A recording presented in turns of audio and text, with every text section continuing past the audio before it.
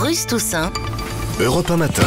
Bonjour Alexandre Adler. Bonjour Bruce. L'actualité internationale, c'est à nouveau très tendu entre Israéliens et Palestiniens. Tout ça à cause d'une passerelle? Oui. C'est sérieux? Alors, ça commence en effet comme une histoire cloche-merlesque.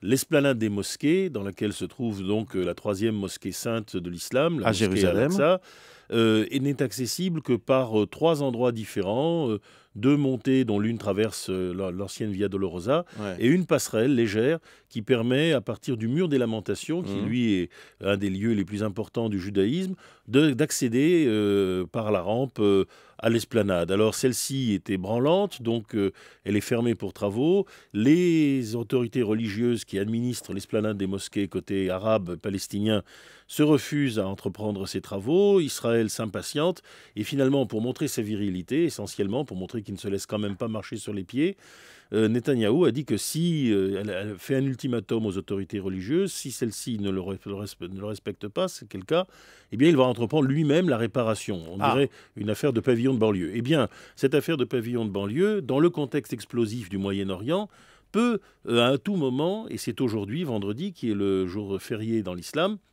dégénérer, car les autorités religieuses, les biens Waqf à Al-Aqsa, mais derrière évidemment le Hamas, qui est totalement boosté par la victoire des frères musulmans égyptiens, décide le bras de fer. Et on sait que depuis l'esplanade des mosquées, a déjà à 2 reprises, des incidents très graves se sont déclenchés, dont la célèbre Intifada de l'an 2000. Donc ce que vous nous dites ce matin, c'est que le printemps arabe, ou cette année arabe, à laquelle n'ont pas vraiment participé les Palestiniens, eh bien ils pourraient y participer sur la fin, à la faveur de cette histoire de passerelle et de réflexion. Ben oui, d'abord parce qu'un malheur n'arrive jamais seul. Nous avons un week-end chargé en Europe. Nous allons peut-être avoir encore la chute du gouvernement pakistanais. Pourquoi pas aussi une inflammation grave.